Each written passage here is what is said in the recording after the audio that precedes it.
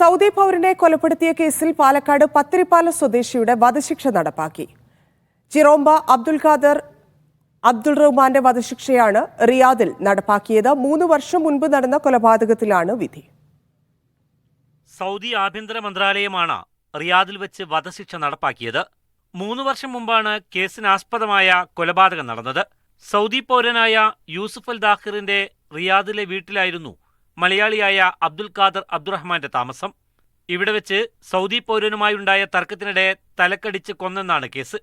സംഭവം നടക്കുമ്പോൾ 60 വയസ്സായിരുന്നു അബ്ദുറഹ്മാന്. കൊലപാതകത്തിന് കാരണം മന്ത്രാലയം വ്യക്തമാക്കിയിട്ടില്ല.